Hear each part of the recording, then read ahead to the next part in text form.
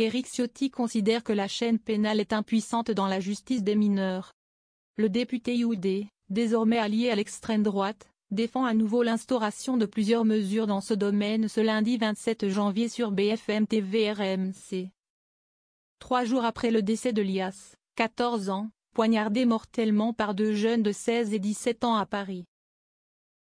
Il faut des délais beaucoup plus courts, des comparutions immédiates, plaide d'abord l'élu des Alpes-Maritimes. En ce sens, il soutiendra la proposition de loi de Gabriel Attal qui doit être débattue dans l'hémicycle ce lundi. Le texte vise notamment à instaurer une procédure de comparution immédiate pour les mineurs de 16 ans, une disposition rejetée par les députés en commission. Excuse de minorité, structure de placement. Deuxième point évoqué par Éric Ciotti, l'excuse de minorité, qui consiste en une atténuation de la responsabilité des mineurs en raison de leur âge.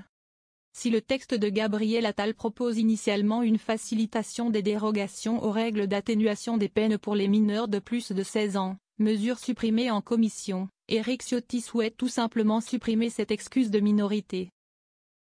Il n'y a aucune raison qu'un mineur extrêmement violent bénéficie de circonstances qui atténuent la peine ou qui lui donnent des prérogatives, défend-il. L'ancien patron de LR veut également travailler sur les structures de placement. Comment ? Via un texte présenté à son initiative et adopté à la fin du mandat de Nicolas Sarkozy. Celui-ci consiste à instaurer un service citoyen pour les mineurs délinquants via des passages dans des établissements publics d'insertion de la défense, EPID, où un encadrement militaire serait observé. Madame Taubira, ancienne ministre de la Justice de François Hollande, note de la rédaction, a cassé cet édifice, elle a fermé les financements, déplore Éric Ciotti. Âgé de 14 ans, Elias a été poignardé mortellement ce vendredi après avoir refusé de remettre son portable à 2 mineurs de 16 et 17 ans qui ont été placés en garde à vue samedi. Une garde à vue qui s'est terminée dimanche. Les 2 adolescents doivent être présentés à la justice ce lundi 27 janvier.